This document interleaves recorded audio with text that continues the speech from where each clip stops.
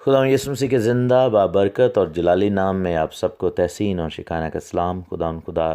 جو کہ رحمتوں کا بانی ہے، ہم خدا کی تعریف کرتے ہیں، ستائش کرتے ہیں۔ بک آف جینیسس کی ہم سٹڈی کر رہے ہیں۔ ہم سیکنڈ چیپٹر اس کی پہلی 3 آیات پر غور کر رہے ہیں، اور 7ویں دن یعنی سبت کے حوالے سے ہم خداوند کے زندہ اور جلالی کلام میں سے سیکھ رہے ہیں۔ پہلی 3 آیات برشیت، پیدائش، اتپتی، جینیسس۔ دوسرے باب کی پہلی 3 آیات یوں کہتی ہیں کہ آسمان اور زمین اور ان کے کل لشکر کا بنانا ختم ہوا۔ خدا نے اپنے کام کو جسے وہ کرتا تھا 7ویں دن ختم کیا، اور اپنے سارے کام سے جسے وہ کر رہا تھا 7ویں دن فارغ ہوا۔ خداوند نے 7ویں دن کو برکت دی اور اسے مقدس ٹھہرایا، کیونکہ اس میں خدا ساری کائنات سے جسے اس نے پیدا کیا اور بنایا فارغ ہوا۔ ہم خدا کا شکر کرتے ہیں اس کلام مقدس کے لیے۔ یہاں پر ایک چیز ہمیں نظر آتی ہے، وہ یہ ہے کہ جو سبت ہے یا 7واں دن ہے، وہ ایک یونیورسل ٹروتھ ہے، ایک یونیورسل ڈے ہے اور یونیورسل کمانڈمنٹ ہے۔ جیسے ہم دیکھتے ہیں کہ خداوند نے جو کلام اپنا دیا ہے وہ ساری دنیا کے لیے ہے، اور بہت سارے لوگ اس چیز کو کہتے ہیں کہ چونکہ آگے جا کر سبت کا حکم جو تھا وہ ریپیٹ ہو رہا تھا، اور جب توریت ریٹن فارم میں ملی تو ہم دیکھتے ہیں کہ جی وہ حکم جو ہے وہ لکھا گیا، تو لوگ یہ کہتے ہیں کہ سبت کا تعلق شاید بنی اسرائیل کے ساتھ ہے، لیکن ایسا نہیں ہے، کیونکہ کلام مقدس ہمیں یہ بتاتا ہے کہ یہ یونیورسل ہے۔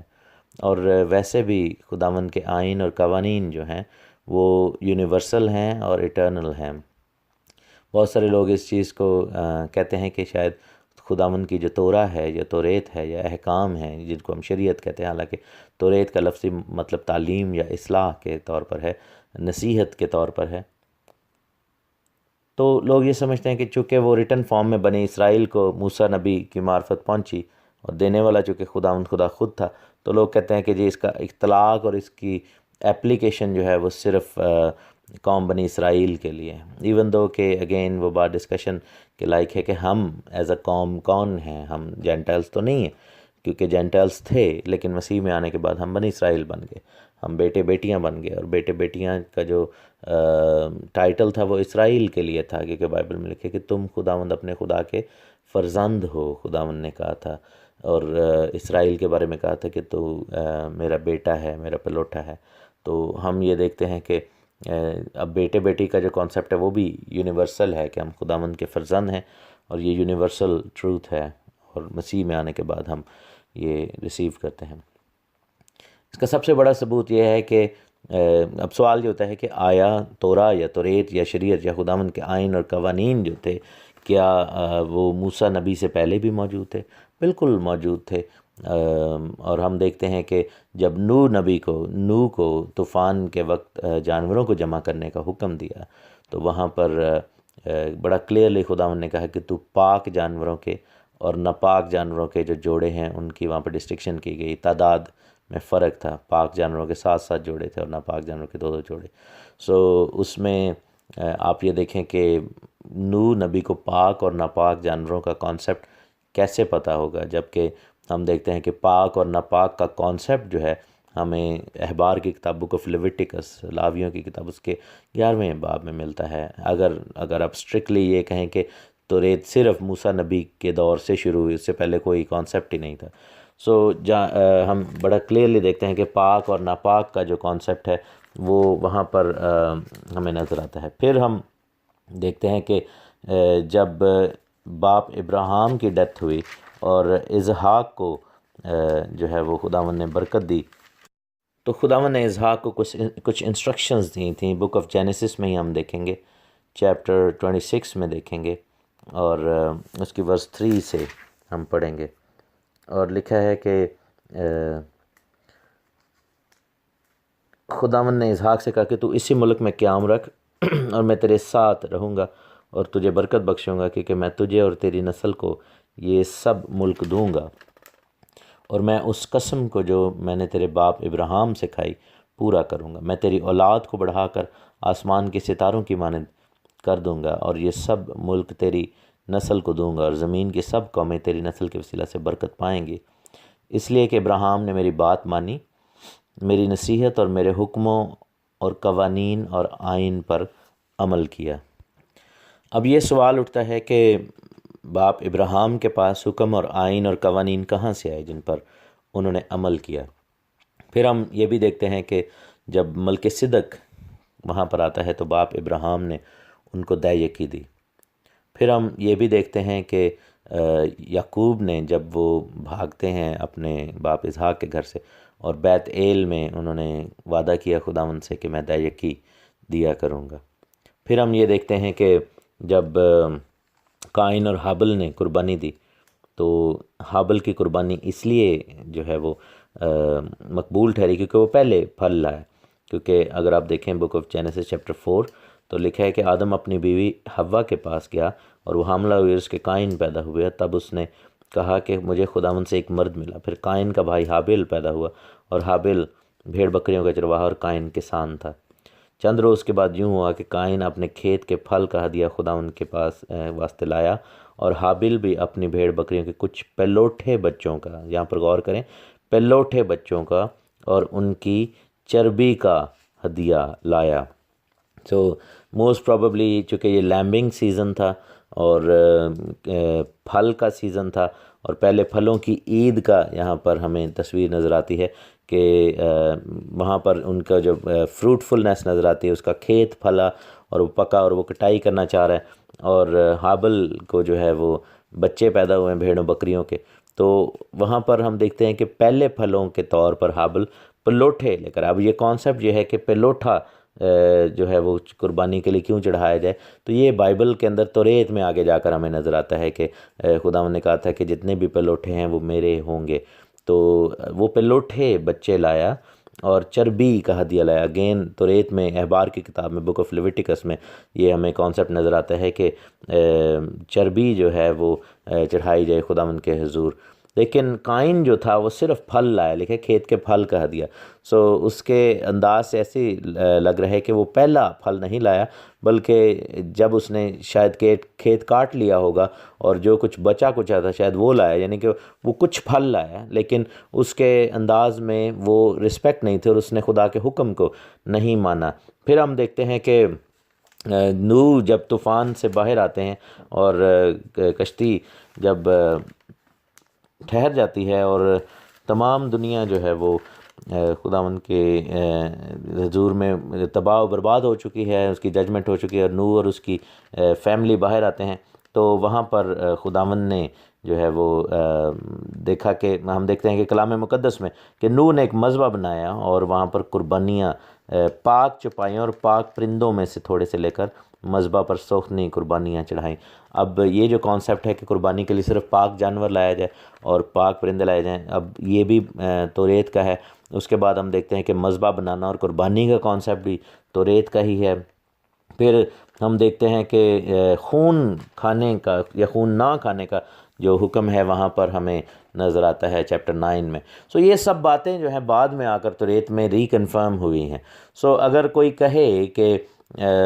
خداوند کے احکام صرف موسیٰ سے شروع ہو رہے ہیں اور اس سے پہلے کی دنیا کے پاس کچھ حکم نہ تھے، تو وہ غلط سوچتا ہے، کیونکہ بائبل بڑا کلیئرلی ہمیں بتاتی ہے کہ دوز ور تورا آبزرونٹ، توریت کے معنی حکموں کو ماننے والے، آئین کو ماننے والے تابع دار لوگ تھے۔ ہاں فرق کیا تھا، جیسا کہ مسیح کی صلیب کے بعد ہوا کہ ملک صدق کی کہانت کے نیچے وہ سب کچھ ہو رہا تھا، کیونکہ وہاں پر جو کاہن تھا وہ ملک صدق کی کہانت کا کاہن تھا۔ اسی طرح یترو جو تھا، موسیٰ کا جو خسر تھا، وہ بھی ملک صدق کی کہانت کی وجہ سے کہانت کر رہا تھا، کیونکہ لاوی کی کہانت ابھی سٹارٹ نہیں ہوئی تھی۔ سو بائبل ہمیں بڑا کلیئرلی بتاتے۔ اب بات کیا ہے؟ بات یہ ہے کہ سارا کچھ جو ہے توریت جو تھی، خداوند کے احکام جو تھے، کیونکہ ہم یہ جانتے ہیں کہ اصل خیمہ آسمان میں ہے اور خداوند کی اصل ہیکل آسمان میں ہے، اور سب کچھ پہلے سے ہی موجود ہے، کیونکہ موسیٰ نبی کو خداوند نے کہا تھا کہ جو نمونہ میں تجھے پہاڑ پر دکھاؤں گا آسمان کی چیزوں کا، اس کے مطابق تو نے زمین پر اس کی اس کا عکس بنانا ہے، اس کی نقل جو ہے وہ بنانی ہے۔ تو زمین پر عکس اور نقل تھا، لیکن اصل جو تھا آسمان میں۔ لیکن آسمان میں بھی اصل تو وہی ہے جو کچھ، یعنی جو تورا، جو احکام، جو خداوند کی باتیں تھیں، وہ جو نیچے زمین پر موسیٰ کو دی گئیں، اس سے پہلے کہ وہ لکھ دی جاتی، وہ سارا کچھ آسمان میں تو تھا اور ویسے ہی ہو رہا ہے۔ دیٹ مینس کہ توریت تو ایک ہی ہے، خداوند کی شریعت بھی ایک ہی ہے، اس کے اندر کوئی جو ہے وہ یوں نہیں ہم کہہ سکتے کہ جی پہلے فرق کچھ تھا اور اس کے بعد صرف موسیٰ سے لے کر یسوع تک جو ہے توریت آئی، ایسا نہیں ہے۔ خداوند کا کلام جو ہے وہ ازلی ہے، شروع سے ہی ہے، کلمہ جو ہے وہ شروع سے ہی ہے اور کلام خدا کے ساتھ ہی ہے۔ ہاں ہوا یہ کہ جب آدم کو پیدا کیا خداوند نے تو آدم کو اپنے احکام دیے، جو ٹھنڈے وقت میں باتیں تھیں وہ کیا تھیں؟ یہی تھیں جو آدم نے جتنا بھی ٹائم سپینڈ کیا باغ عدن میں، وہ ایک دو دن میں تو نہیں باہر آ گیا، تو جتنا بھی ٹائم سپینڈ کیا موسٹ پرابیبلی لوگ یہی کہتے ہیں تقریباً 100 سال کا عرصہ گزارا، کیونکہ اس کے بعد ہم دیکھتے ہیں کہ آدم کو باہر نکالا گیا۔ تو کوئی نہیں جانتا کہ جب پسلی سے ہوا کو نکالا اس سے آگے کتنا ٹائم جو ہے وہ باغ عدن میں سپینڈ ہوا۔ عموماً یہی لگتا ہے کہ جیسے جس دن ہوا پیدا ہوئی اگلے دن شیطان نے آ کر ان کو آزما لیا، ایسا نہیں تھا، کیونکہ بائبل ہمیں بتاتی ہے کہ باغ میں ٹھنڈے وقت میں وہ ملتے تھے۔ دیٹ مینس کہ سم ٹائم تو گزارا ہے انہوں نے۔ اب یہ چیز ہمیں خدا کی بادشاہی میں آ کر پتہ چلے گی کہ آیا وہ ایک دن کا وقت تھا، ایک سال کا وقت تھا، ایک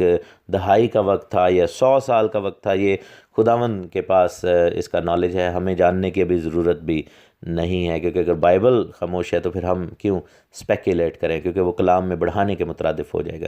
بہرحال ایک بات ضرور طے ہے، وہ یہ ہے کہ آگے جب ہم چیزوں کو دیکھتے ہیں، آگے جب ہم پیٹرنز کو دیکھتے ہیں تو ہمیں ریئلائزیشن ہوتی ہے کہ خداوند کے احکام جو تھے آدم کو اور پھر آدم کی نسل کو آدم کے وسیلہ سے ملے، اور انہوں نے ان کو فالو کیا، انہوں نے ان کو مانا اور ان پر عمل کیا اور اپنی زندگی کا ان کو حصہ بنایا۔ اور مختلف مثالیں جو میں نے دی ہیں کہ پاک اور ناپاک جانوروں کا کانسیپٹ، مذبح بنانے کا کانسیپٹ، پاک پرندوں اور پاک جانوروں کی قربانی کا کانسیپٹ، پہلے پھل، پہلے پلوٹھے بچوں کو لانے کا کانسیپٹ، دیکی دینے کا کانسیپٹ، اس کے بعد چربی چڑھانے کا کانسیپٹ، کہانت کا کانسیپٹ، اور پھر خداوند کی گواہی کہ میرے آئین اور احکام اور حکموں پر عمل کرتا رہا ہے باپ ابراہیم۔ تو یہ سب جو کانسیپٹس ہیں یہ ہمیں یہ کلیئر میسج دیتے ہیں کہ خداوند کا بندہ، خداوند کے بندے جو تھے سارے موسیٰ نبی سے پہلے، وہ سارے خداوند کے احکام کو مانتے تھے، ان کے پاس تھا۔ اور پھر فرق کہاں پر آیا؟ فرق یہ ہے کہ پیدائش کی کتاب میں، اس کو یاد کر لیں اور اس کو لکھ بھی لیں، کل کو کوئی آپ سے پوچھے تو آپ بتا سکتے ہیں کہ بک آف جینیسس میں بک آف جینیسس میں خداوند ایک فیملی کو ڈیل کر رہا ہے، کیونکہ جب تک وہ مصر میں 70 جانیں نہیں گئی تھی، کیونکہ بک آف جینیسس کے اینڈ پہ لکھا ہے کہ وہ 70 جانیں جو تھیں وہ مصر میں گئے، جب تک وہ مصر میں نہیں گئے یعقوب کے بچے، تب تک وہ ایک فیملی تھی۔ اور جب فیملی میں اب قوانین دیے جاتے ہیں تو وہ منہ زبانی دیے جاتے ہیں، وہ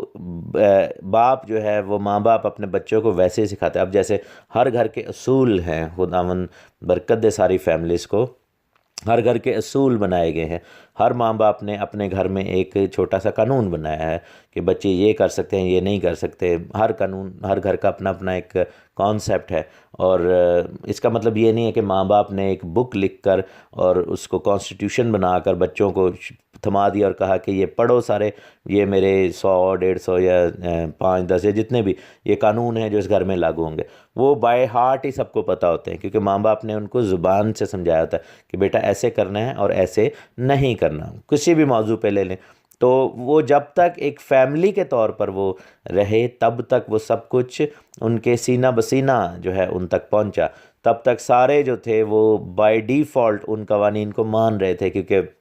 یہ بات ایک گھرانے سے شروع ہوئی، یعنی کہ آدم کا گھرانہ، اور پھر آگے چلتے چلتے وہی گھرانہ جو ہے جو کہ پاک لوگوں کا گھرانہ تھا، انہوں نے اس چیز کو مانا۔ So book of Genesis deals with the family and everything is to do with the family. لیکن ہم بک آف ایکسوڈس میں دیکھتے ہیں، بک آف یعنی خروج کی کتاب، کوچ کی کتاب، کہ تب وہ فیملی بڑھ کر ایک قوم بن گئی۔ سو جب فیملی ہے تو قوانین و توریت و سب کچھ جو تھا وہ زبانی ان تک تھا، لیکن جب وہ قوم بن گئی تو اس کو ریٹن فارم میں کانسٹیٹیوشن کے طور پر دیا گیا، کیونکہ اب قوم میں بہت سے گھرانے ہیں تو جتنے منہ اتنی باتیں ہو جاتی ہیں۔ تو یہاں پر جو ہے ہم پھر دیکھتے ہیں آگے جا کر کہ وہی توراہ جو کہ شروع سے آسمان میں تھی، وہی تورات جو کہ آدم اور اس کی نسل کو دی گئی اور یعقوب تک ایک ہی فیملی جو ہے اس پر عمل کرتے رہے، وہی تورات جو ہے وہ پھر لکھ دی گئی موسیٰ نبی کی معرفت، اور وہ سارا کلام جو تھا وہ ایک کانسٹیٹیوشن، ایک لا کی شکل میں، جو کہ قوم کا ایک آئین ہوتا ہے۔ ہر قوم کو آپ دیکھیں کہ ہر ملک میں جائیں گے وہاں پر ایک کانسٹیٹیوشن ہے، وہ ایک آئین ہے وہاں کا جس کو لوگ فالو کرتے ہیں۔ اسی طرح قوم کا آئین کے طور پر خداوند نے، جو کہ پوری دنیا کے لیے بعد میں جو ہے لاگو ہونا تھا، اس کو بنی اسرائیل کے حوالے کیا، کیونکہ they became a nation. So everything that is universal, that was done through the word of mouth and then became a constitution. So then the constitution should apply on everybody in the universe. تو بنی اسرائیل کو یہ اس لیے دیا گیا کیونکہ بنی اسرائیل پہلا گھرانہ بن گیا، قوموں میں سب سے پہلا، سب سے اولین، سب سے اوپر کا، اور ان کا فرض تھا کہ جیسے ایک باپ اپنے بچوں کو سکھاتا ہے، ویسے ہی بنی اسرائیل یہ قوانین لے کر آپ پوری دنیا میں جو ہے اس کی ترویج کریں۔ اور یہی بات ہوگی کہ جب خداوند یسوع مسیح آئیں گے، اور جب وہ یروشلم میں، یسایہ کی کتاب میں دوسرے باب میں لکھا ہے، میرے ساتھ پڑھ بھی لے، تو یہی قوانین، یہی جو باتیں ہیں خداوند یسوع مسیح لوگوں کو سکھائیں گے۔ یسایہ کی کتاب میں دیکھیں دوسرے باب میں اور دوسری آیت میں دیکھیں کہ آخری دنوں میں یوں ہوگا کہ خداوند کے گھر کا پہاڑ پہاڑوں کی چوٹی پر قائم کیا جائے گا اور ٹیلوں سے بلند ہوگا، اور سب قومیں وہاں پہنچیں گی، بلکہ بہت سی امتیں آئیں گی اور کہیں گی کہ آؤ ہم خداوند کے پہاڑ پر چڑھیں، یعنی یعقوب کے خدا کے گھر میں داخل ہوں، اور وہ کون؟ وہ جو خداوند یعنی کہ یسوع مسیح ناصری اپنی راہیں ہم کو بتائے گا، اور ہم اس کے راستوں پر چلیں گے، کیونکہ شریعت صیون سے اور خداوند کا کلام یروشلم سے صادر ہوگا۔ سو کیا ہے کہ یہ جو کانسیپٹ ہے کہ جی یہ صرف ایک قوم کے لیے تھا، یا یہ سب چیزیں جو ہیں وہ صرف چند مخصوص افراد کے لیے ہیں، تو یہ غلط کانسیپٹ ہے، کیونکہ بائبل یہ بتاتی ہے کہ شریعت جو ہے وہ پوری دنیا کے لیے ہے، شریعت جو ہے وہ ہم سب کے لیے ہے، شریعت جو ہے وہ پوری دنیا کے لیے دی گئی۔ لیکن آبویسلی بنی اسرائیل کو رسول کے طور پر خداوند نے یہ بات کہی، رسول کے طور پر یہ ذمہ داری دی کہ تم میرے نام کے گواہ بنو گے، جو کہ اس میں وہ فیل ہوئے اور انہوں نے صرف اپنے تک اس کو محدود کر لیا۔ لیکن آپ یہ دیکھیں کہ نیا عہد جو ہے اس کی بات عبرانیوں 8:10 میں لکھا ہے، 8ویں باب کی 10 آیت میں خداوند فرماتا ہے کہ جو عہد اسرائیل کے گھرانے سے ان دنوں کے بعد باندھوں گا وہ یہ ہے کہ میں اپنے قانون ان کے ذہن میں ڈالوں گا، ان کے دلوں پر لکھ دوں گا، اور میں ان کا خدا ہوں گا اور وہ میری امت ہوں گے۔ سو جو کانسیپٹ ہے امت کا وہ یہی ہے کہ ہم سب جب پوری دنیا کو خداوند یہ برکت دے گا کہ وہ اسرائیل کے گھرانے میں شامل ہو جائیں گے، اسرائیل کے گھرانے میں گرافٹ ان ہو جائیں گے، تو پھر خداوند اپنے قوانین ان کے دلوں پر لکھ دے گا۔ سو اس سے یہ ثابت ہوا کہ سبت کا جو حکم ہے وہ یونیورسل ہے، سبت کا حکم تمام دنیا کے لیے ہے، اور باقی تمام احکام بھی، صرف سبت نہیں، باقی تمام احکام بھی پوری دنیا کے لیے ہیں۔ خداوند نے آدم کو دیے تھے، اور آدم کی نسل میں سے جو بھی ہے، ہم سارے آدم کی نسل میں سے ہیں، ہم سب پر وہ خداوند کی شریعت لاگو ہوتی ہے، کیونکہ آدم کو شریعت دینے کا مطلب یہ تھا کہ آدم نے جب گناہ کیا تو اس نے اس شریعت کو توڑا، اسی وجہ سے خداوند نے اس کو جج کیا، کیونکہ اگر موسیٰ سے پہلے شریعت تھی ہی نہیں تو پھر آدم کو کیسے جج کیا گیا؟ کیونکہ خدا نے اس کو حکم دیے تھے، اور احکام کو توڑنے کی وجہ سے آدم کو اور نسل آدم کو جج کیا گیا۔ اور پھر یہ ہے کہ چونکہ ہم سب ان قوانین کو مانیں گے، اور یسوع مسیح پر ایمان لانے سے فضل سے نجات پا چکنے کے بعد اب یہ ہم پر فرض ہے کہ ہم خداوند کے قوانین کو مانیں، اور یہ سب چیزیں یونیورسل ہیں۔ ہم اگلے دنوں میں اور حوالوں سے یہ دیکھیں گے، اور یہ ثابت ہو جائے گا کہ کس طریقے سے خداوند خدا کا کلام، خاص طور پہ کیونکہ ہم یہاں پر 7ویں دن میں سبت کی بات کر رہے ہیں، تو ادھر سبت کو سیکھیں گے، اور ہم دیکھیں گے کہ سبت کیسے یونیورسلی ساری دنیا پر اپلائی ہوتا ہے، شروع سے موسیٰ کے ٹائم پہ بھی، اور پھر بعد مسیح کے ٹائم پہ بھی، اور پھر 1000 سالہ بادشاہی میں بھی۔ خداوند آپ کو برکت دے، آمین۔